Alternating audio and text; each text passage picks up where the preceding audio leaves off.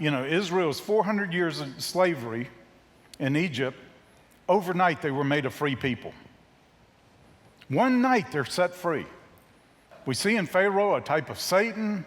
We see in Moses a type of Christ. Moses said that about himself when he said, the Lord's going to raise up a prophet like me. He wasn't saying he's going to be as great as I am. He was saying my life is a model of the coming one. First time Moses went to help set his people free, he got rejected.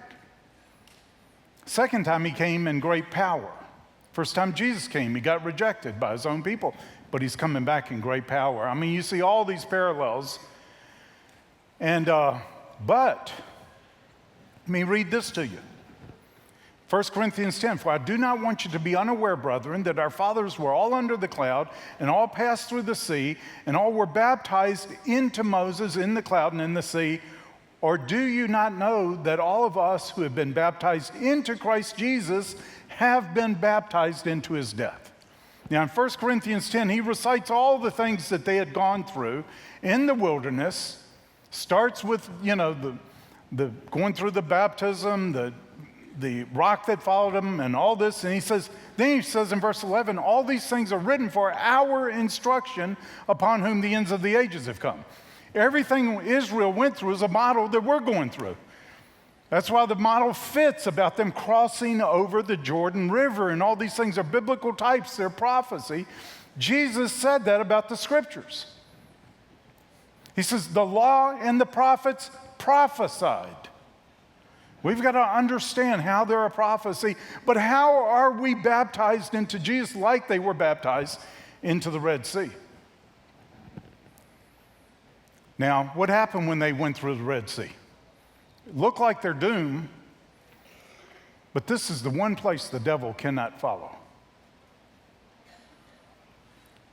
This is where Pharaoh's armies were wiped out, trying to follow God's people through their baptism. Now, I tell you, if we understand what baptism really is, we enter into his baptism, I tell you, you're not going to come out the other side with any demons. And it's the one place you're going to see your enemies attacking you and following you and harassing you like Pharaoh's army was them. You want to stop the harassment? Die. That baptism represents you died of Christ. What can you do to a dead man? Devil harassing you with fears of rejection? Dead man doesn't feel rejected. Dead man doesn't have any fear. What can a dead man be afraid of? No fears of failure, no fears of Ebola, no fears of terrorism, no fears of...